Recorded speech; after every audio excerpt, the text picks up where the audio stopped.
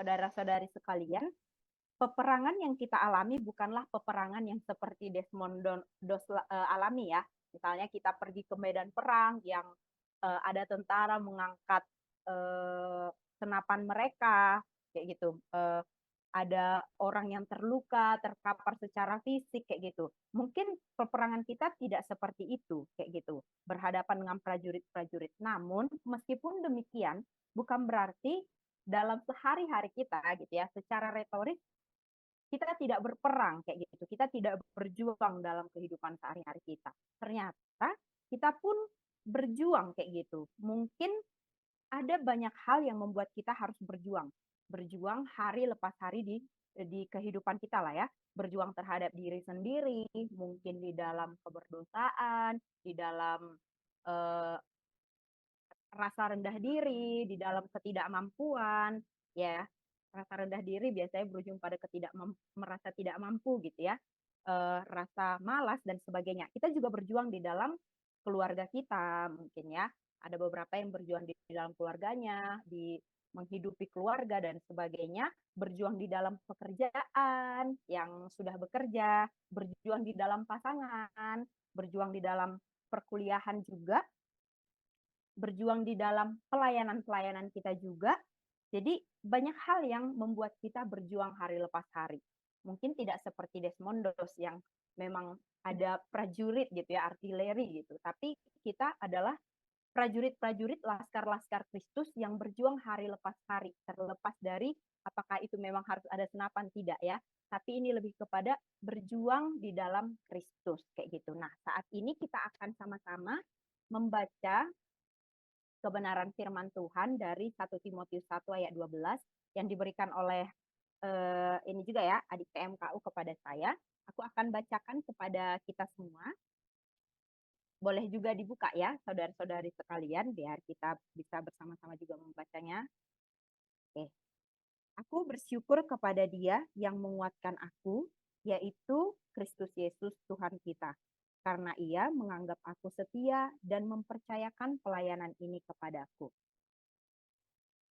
Nah, konteks dari kitab Timotius ini bahwa 7 tahun sebelum Paulus menulis surat ini kepada Timotius, sebenarnya Paulus sudah memperingatkan kepada para pemimpin jemaat di Efesus bahwa guru-guru palsu akan berusaha untuk memutarbalikkan amanat sejati Kristus. Ini kita lihat peringatan Paulus ada di Kisah Para Rasul 20 ayat 29 bahwa serigala-serigala gitu ya dikatakan di situ akan adalah pengajaran-pengajaran yang tidak baik kayak gitu ya, yang memutarbalikkan amanat sejati Kristus. Namun kini karena guru-guru palsu ini, pengajaran-pengajaran ini ada di tengah jemaat, Paulus menasihatkan Timotius gitu ya, untuk menghadapi hal tersebut dengan tegas. Mungkin ini pertempuran Timotius ya, meskipun Timotius adalah gembala sidang yang masih muda gitu ya, ada kan catatan yang dikatakan bahwa Paulus menasihatkan agar Timotius yang masih muda ini tidak boleh berkompromi dengan ajaran-ajaran palsu yang mencemarkan Injil dan hukum Taurat kayak gitu. Karena ajaran-ajaran palsu ini mengajarkan atau memutarbalikkan amanat sejati Kristus tersebut. Dengan setia harusnya Timotius tetap memperjuangkan pekerjaan yang baik terhadap jemaat di Efesus. Inilah harapan Paulus kepada Timotius, muridnya gitu ya, dengan memberitakan iman yang asli, iman yang sejati ya, iman yang sejati di dalam Kristus Yesus yang diajarkan oleh para rasul-rasul dan juga Kristus. Inilah harapan Paulus kepada Timotius. Inilah konteks dari Timotius itu sendiri. Nah, kita masuk ke ayat yang menjadi ayat inilah ya, ayat kita hari ini kayak gitu. Paulus menyampaikan kepada Timotius bahwa ia begitu bersyukur kepada Tuhan Yesus. Paulus begitu bersyukur karena Tuhan Yesus menguatkan dia. Bagaimana gitu ya? Bagaimana Tuhan Yesus menguatkan Paulus? Yang pertama, Tuhan Yesus menganggap Rasul Paulus setia. Pastinya ya, saat saudara kita, saat teman kita mengatakan bahwa kita adalah orang yang setia, itu juga menjadi penguatan di dalam diri kita karena dia mempercayai kita sebagai orang yang setia. Paulus melihat bahwa Allah begitu murah hati kepadanya dan menganggap dia adalah orang yang layak dipercaya, yaitu orang yang setia. Paulus begitu bersuka cita oleh karena itu, terlepas ya dari keadaan masa lalu Paulus, di mana dia adalah orang yang unbelievable gitu ya, orang yang tidak percaya kepada Kristus. Namun dia begitu bersyukur akan kemurahan Allah yang mengatakan dirinya setia, dan itu menguatkan diri Paulus kayak gitu di dalam pekerjaan pelayanannya kayak gitu. Itulah yang menguatkan dia di dalam pemberitaan Injil yang dia lakukan sepanjang hidupnya kayak gitu. Lalu yang kedua, apa yang ucapan syukur Paulus gitu ya. Karena memang yang apa yang menguatkan Paulus yang kedua adalah bahwa Tuhan mempercayakan pelayanan kepadanya. Ini juga ya, jika seseorang mempercayakan pelayanan kepada kita, harusnya kita mengucap syukur kayak gitu, dan kita mengucap syukur akan pelayanan yang diberikan oleh orang tersebut di dalam kehidupan kita. Nah, inilah juga yang dialami oleh Rasul Paulus. Dia mengucap syukur karena Allah gitu ya, mempercayakan pelayanan kepadanya. Paulus mengucap syukur juga karena Kristus mau gitu ya, mengangkat dia sebagai mengangkatnya untuk melayani Allah, terlepas dari dosa-dosa masa lalu yang pernah dia lakukan. Kalau kita baca ayat 13 sampai 17 gitu ya, yaitu Paulus dengan ini ya, eh, dengan bukan lantang ya, dia menyatakan bahwa dirinya itu adalah penghujat, penganiaya dan juga ganas kayak gitu. Masa lalu Paulus kalau kita tahu kan begitu menyeramkan ya, penganiaya gitu ya. Namun Allah dengan kemurahannya menunjukkan kepada Paulus betapa uh, Injil itu dapat mengubahkannya dan menjadikan Paulus menjadi pelayan Allah. Inilah juga yang menjadi ucapan syukur Paulus gitu ya, ucapan syukur Paulus di mana Allah menguatkan dia dengan mempercayakan pelayanan kepadanya. Jadi pertobatan dan pelayanan yang Paulus alami dan lakukan menunjukkan pengaruh Injil yang mengubahkan dirinya. Jadi kita dapat melihat dari kebenaran firman hari ini bahwa Tuhanlah, Allah lah yang bertindak di dalam kehidupan Paulus kayak gitu. Allah lah yang bertindak, yang menguatkan dia, yang menguatkan dia dengan menganggap dia setia dan mempercayakan pelayanan itu, itulah yang mengubahkan Paulus menjadi seorang pejuang yang kalau kita baca ya kitab-kitab yang dituliskan oleh Rasul Paulus, surat-surat yang dituliskan Paulus, dia menjadi seorang pejuang gitu ya, pejuang di dalam pemberitaan Injil, pejuang dalam pekerjaan pemberitaan Injil kayak gitu. Injil lah yang memampukan Rasul Paulus setia melakukan pelayanan yang Tuhan berikan dalam kehidupannya. Rasul Paulus juga mengimani bahwa kuasa Injil yang dapat memampukannya berjuang, bertempur di dalam setiap hari-hari yang dia lalui. Kalau kita mengetahui kisah Rasul Paulus gitu kan, kadang saya juga berpikir gitu, kok bisa ya dia yang sebegitu berjuangnya yang diubahkan gitu. Ternyata itu semua tidak terjadi jika Paulus tidak mengimani bahwa Injil lah yang menjadi fokus di dalam kehidupannya gitu. Nah, sebagai orang percaya, saudara-saudari sekalian, kita harus mengimani bahwa kuasa Injil yang dapat memampukan kita agar setia di dalam pelayanan-pelayanan yang sedang kita kerjakan. Jadi Injil itulah yang memampukan kita berperang. Yang tadi ya, mungkin ada perjuangan-perjuangan di dalam diri sendiri, keberdosaan dan sebagainya. Injil lah yang memampukan kita untuk bisa menang melawan keberdosaan. Injil juga yang memampukan kita bekerja melayani Allah dalam seluruh aspek hidup kita. Lalu Injil juga yang mengarahkan kita untuk tetap setia di dalam pelayanan gitu ya, di dalam pekerjaan kita yang Tuhan berikan hari lepas hari. Misalnya saat kita diberikan tugas dan peran untuk melayani di PMK kita masing-masing ya, berbeda-beda ini ya PMK-nya, kita diberikan tugas dan peran di dalam melayani PMK kita, ya kita harus melihat bahwa fokus kita dalam melayani itu adalah Injil, bagaimana kebenaran firman Tuhan diberitakan kayak gitu. Dan jika kita pun telah dipilih untuk melayani di tempat di mana sekarang kita melayani, harusnya kita bersyukur gitu ya. Kita melihat tadi sosok Rasul Paulus ya, dia mengucap syukur saat diberikan pelayanan oleh Allah di dalam kehidupannya kayak gitu. Dan kita juga harus bersungguh-sungguh juga di dalamnya. Pekerjaan-pekerjaan yang tadi ya, the right battle gitu ya, pekerjaan-pekerjaan yang tepat, apa yang telah Tuhan sediakan di dalam kehidupan kita. Jika fokus kita tidak Injil, yang terjadi adalah kita tidak dapat melihat pekerjaan the right battle apa gitu ya, pekerjaan pelayanan apa yang sedang Tuhan nyatakan di dalam kehidupan kita gitu. Kita bukanlah orang yang layak ya, saudara-saudari sekalian, di dalam setiap pekerjaan kita bukan orang yang layak. Namun Injil yang begitu berharga membuat kita layak untuk berjuang di dalam. Bahkan di dalam Injil juga orang lain gitu ya, orang lain yang sedang kita layani dapat diubahkan. Kalau dengan kuasa kita sepertinya tidak ya. Tapi tugas kita adalah tetap fokus kepada Injil, tetap fokus kepada kebenaran firman Tuhan saat mengerjakan bagian kita yang telah Tuhan nyatakan.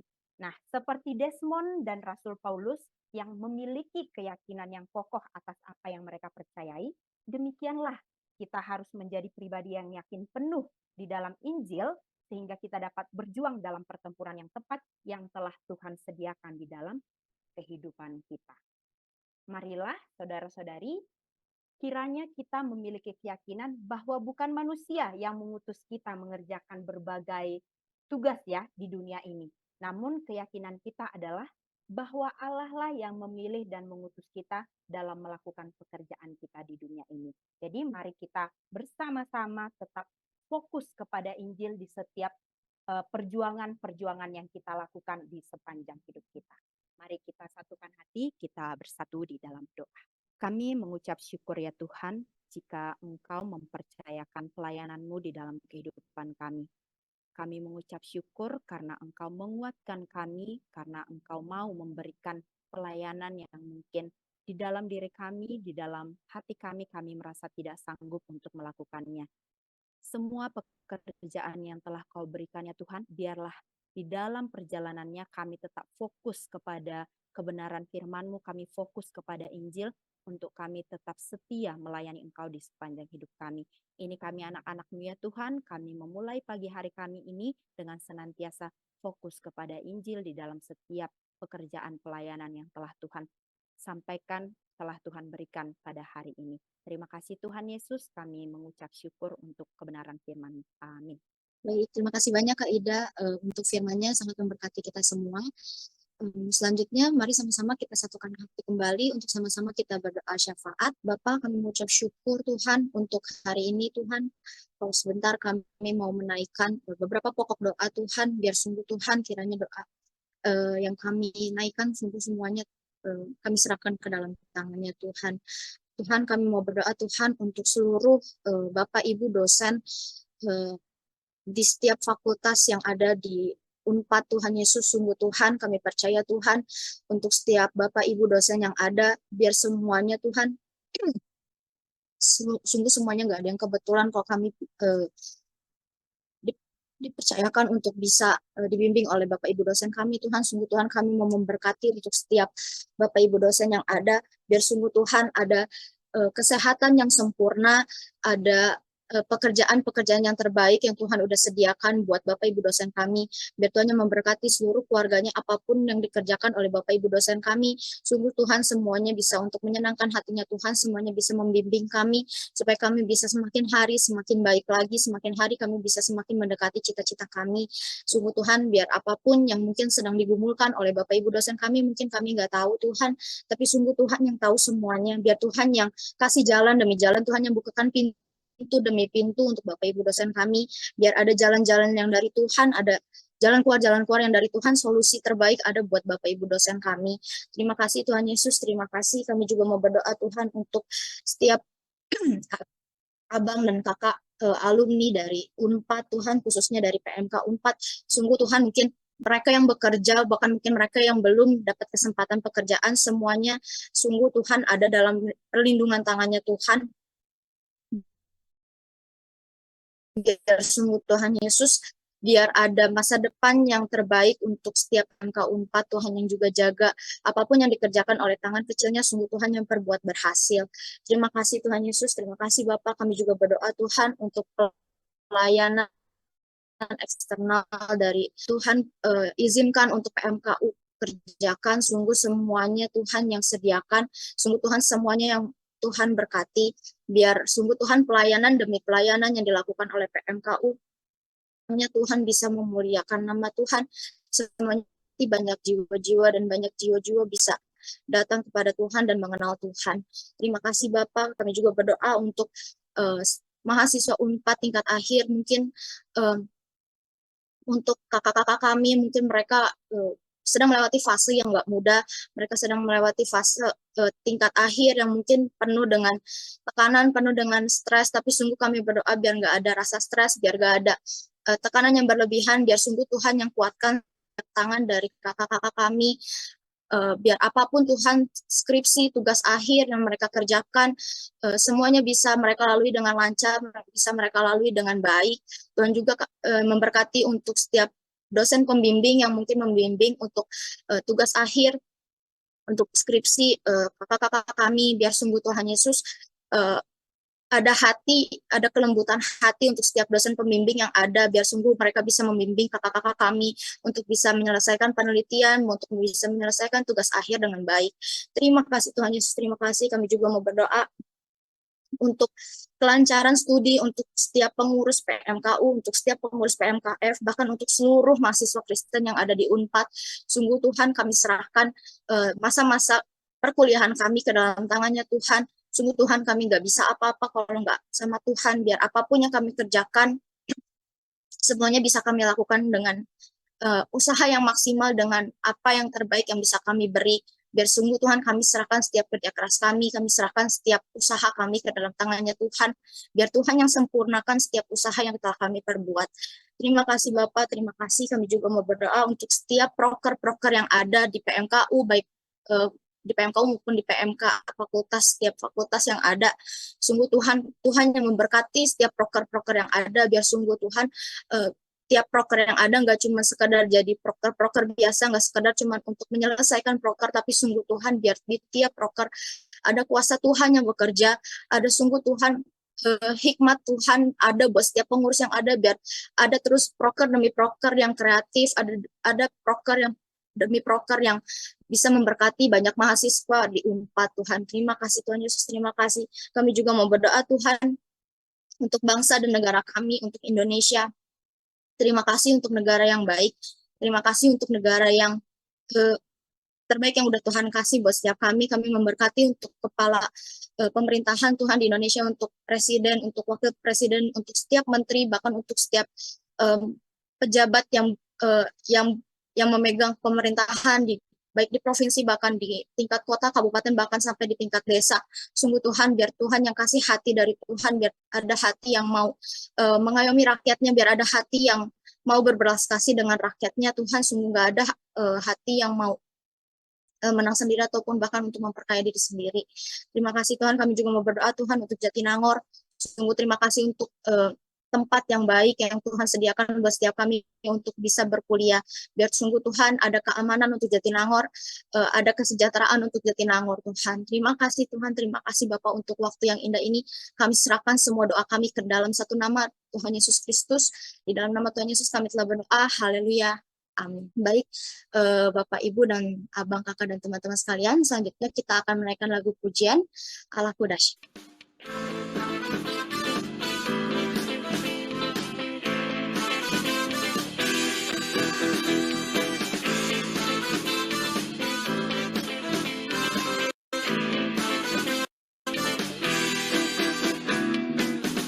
Dari utara ke selatan, terdengar pujian bagi Allah. Dari barat sampai ke timur, nama Yesus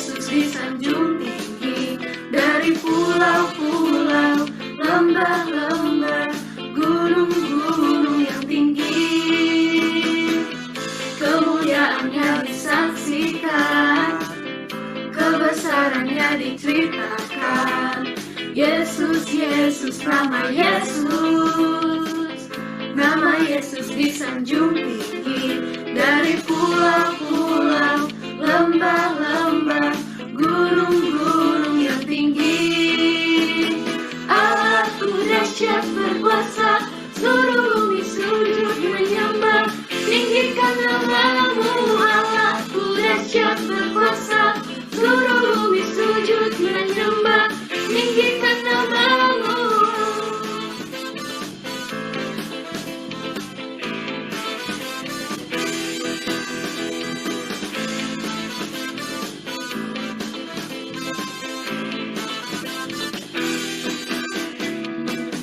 Dari utara ke selatan, terdengar pujian bagi Allah. Dari barat sampai ke timur, nama Yesus disanjung tinggi. Dari pulau-pulau, lembah-lembah, gunung-gunung yang tinggi. Kemuliaannya disaksikan, kebesarannya diceritakan. Yesus, Yesus, nama Yesus. Nama Yesus disanjung tinggi. Dari pulau-pulau, lembah-lembah, gunung-gunung yang tinggi.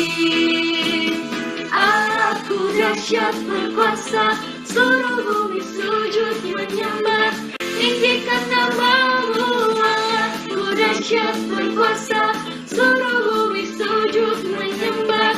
Tinggikan namamu. Baik, selanjutnya kita akan menutup acara Morning Glory hari ini.